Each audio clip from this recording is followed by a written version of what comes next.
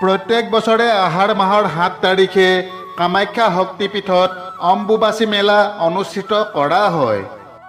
কামাখ্যা শক্তিপীঠক মাতা আদিশক্তিৰ মুঠ 51টা শক্তিপীঠৰ ভিতৰত আটাইতকৈ অধিক শক্তিশালী তথা জাগ্ৰত বুলি গণ্য কৰা হয়। অম্বুবাচীৰ সময়ত কামাখ্যা মাতা শক্তিপীঠৰ শক্তি আৰু অধিক বৃদ্ধি হয় বুলি বিশ্বাস কৰা হয়। গতিকে এই সময়ছোৱাত অগণন অনুৰাগী ভক্তৰ কামাখ্যা ধামলৈ আগমন ঘটে। আজি আমি কামাখ্যা দেৱী মন্দিৰৰ লগত জড়িত এই অম্বুবাচী মেলাৰ বিষয়ে কিছু কথা ক'বলৈ লৈছোঁ।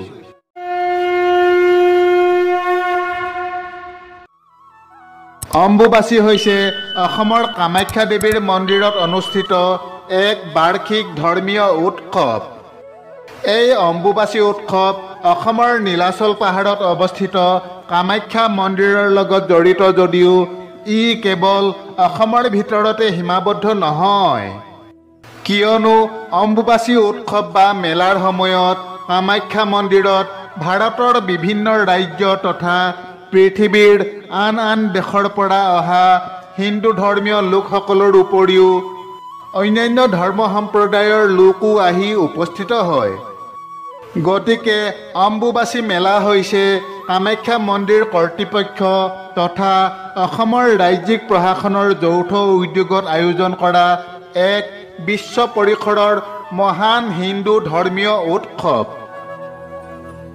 অম্বুবাচী এক সংস্কৃত শব্দ। সংস্কৃতত অম্বুৰ অৰ্থ পানী আৰু বাচীৰ অৰ্থ পুষ্পিত হোৱা। সেয়েহে অম্বুবাচীত দেৱী বসুমতী পুষ্পিত হোৱা বুলি বিশ্বাস কৰা হয়।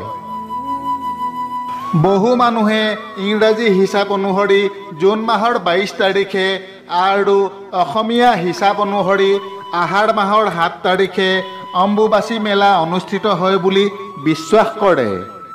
কিন্তু প্ৰকৃততে সেইটো নহয়। হিন্দু ধৰ্মৰ জ্যোতিষ গণনা অনুসৰি আহাৰ মাহত মৃগশিৰা নক্ষত্ৰৰ 3 পাদ শেষ হ'লে চতুৰ্থ পাদৰ পৰা আৰম্ভ কৰি আদ্যা নক্ষত্ৰৰ প্ৰথম পাদৰ ভিতৰত পৃথিৱী বা দেৱী বসুমতী ঋতুমতী হয় আৰু এই সময়তে হিন্দু ধৰ্মৰ লোকসকলে অম্বুবাচী মেলা পালন কৰে। অম্বুবাচী উৎসৱটো পোনপটীয়াকৈ কামাখ্যা মন্দিৰৰ কামাখ্যা দেৱীৰ লগত জড়িত।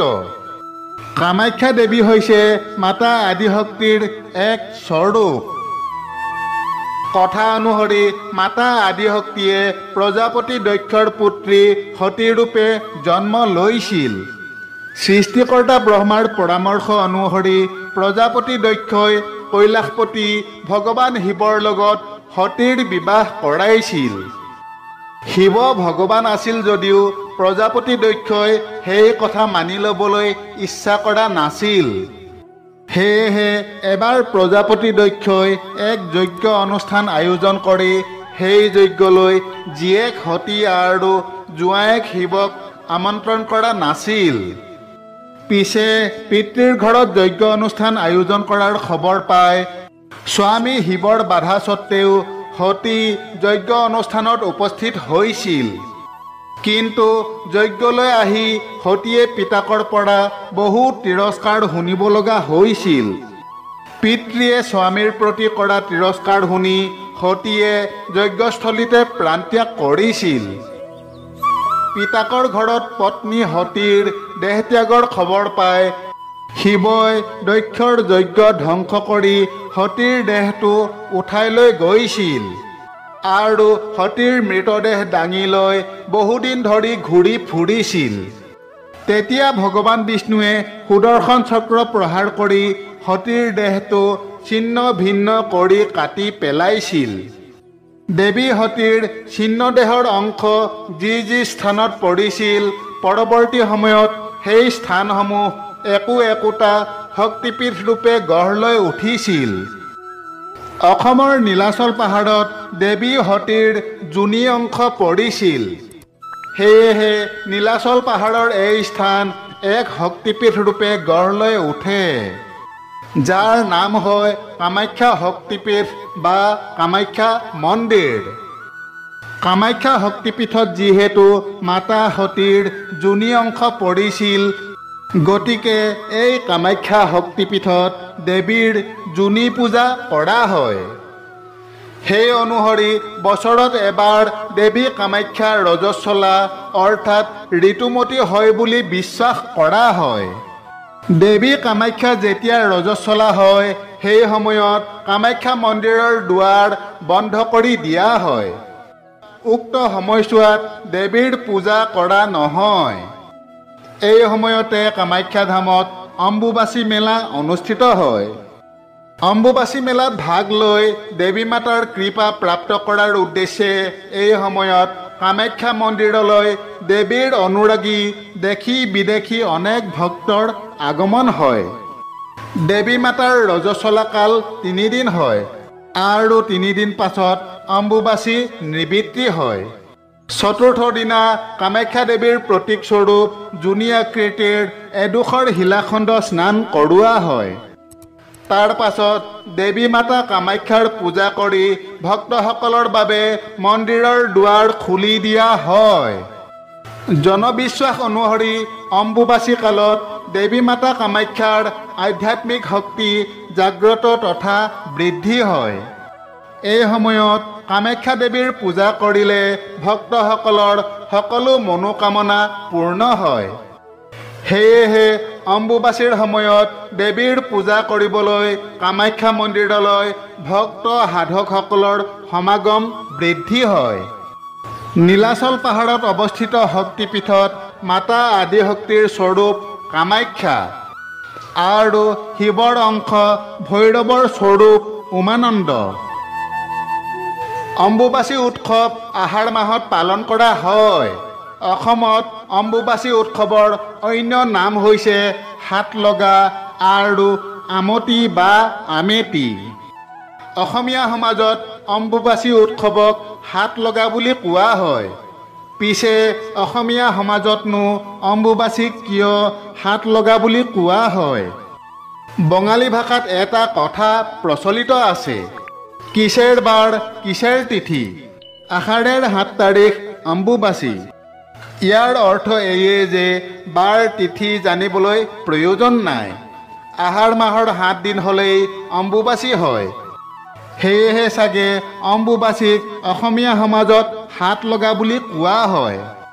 জ্যোতিষৰ হিচাপ অনুসৰি আহাৰ মাহত মৃগশিৰা নক্ষত্ৰৰ 4ৰ্থ পাদৰ পৰা আৰম্ভ কৰি আদ্যা নক্ষত্ৰৰ 1ম পাদৰ ভিতৰত পৃথিৱী বা দেৱী বসুমতী ঋতুমতী হয়।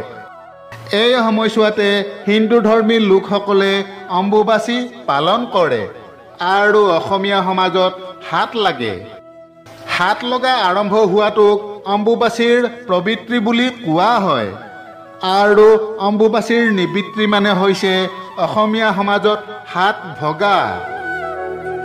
অসমীয়া জনসমাজৰ বিশ্বাস মতে আহাৰ মাহৰ 7 তাৰিখে দেৱী বসুমতী অৰ্থাৎ পৃথিৱী ঋতুমতী হয়। ঋতুমতী হৈ পৃথিৱীৰ উৰ্বৰা শক্তি বৃদ্ধি পায় তথা শস্য উৎপাদনৰ বাবে উপযুক্ত হয়। এই হাত লগাৰ সময়ত অসমৰ জনসমাজত কিছুমান ধৰ্মীয় বিশ্বাস আৰু পৰম্পৰা মানি চলা হয়। হাত লগা সময়ত কিছুমান কাম কৰা নহয়, যেনে যিকোনো ধৰণৰ ধৰ্মীয় কাম কাজ কৰা নহয়। বিবাহ, গৃহপ্ৰৱেশ আদি শুভকৰ্ম নিষেধ। পৃথিৱীৰ ৰজস্বলা হোৱা বাবে সেই সময়ত পথাৰত হাল বোৱা নিষেধ। বীজ সিঁচা আৰু কঠীয়া ৰোৱা নিষেধ। মাটি খন্দা, কোৰ মৰা নিষেধ। গছৰ পৰা ফল ছিঙা নিষেধ। বাঁহ বা যিকোনো গছ কটা নিষেধ। ভঁৰাল চোৱা মানে ভঁৰালৰ পৰা ধান উলিওৱা নিষেধ। শিপিনীসকলে শালত কাপোৰ বোৱা নিষেধ। এই সময়ছোৱাত দেৱীৰ ভক্ত সাধক আৰু বিধৱাসকলে সিদ্ধ আহাৰ গ্ৰহণ নকৰে। সেইকেইদিন কেৱল ফল মূল, কেঁচা পিঠাগুড়ি আৰু গাখীৰ ভোজন কৰা হয়। হাত ভগা অথবা অম্বুবাচী নিবৃত্তিৰ পাছত কিছুমান বিশেষ কাম কৰা হয়, যেনে ঘৰ দুৱাৰ সাৰি মচি লোৱা হয় তথা পানীত তিল চাউল তুলসী আদি দি সেই পানী ঘৰত ছটিওৱা হয়, অৰ্থাৎ ঘৰখন শুদ্ধি কৰা হয়। ৰন্ধা বঢ়া কৰা চৰু কেৰাহী জুইত পুৰি লোৱা হয়। গা পা ধুই সকলোৱে হাতৰ তলুৱাত লৈ এচামুচমান দৈ গাখীৰ খোৱা হয়। এনে কৰিলে হেনো বছৰটোৰ বাবে সাপৰ ভয় নোহোৱা হয়। অম্বুবাচীৰ নিবৃত্তিৰ দিনা ভকতসকলে নামঘৰত নাম কীৰ্তন কৰি হাত ভাগে। কামাখ্যা মন্দিৰৰ অম্বুবাচী মেলা অতীজৰে পৰা পৰম্পৰাগতভাৱে অনুষ্ঠিত হৈ আহিছে আৰু ভৱিষ্যতলৈও চলি থাকিব।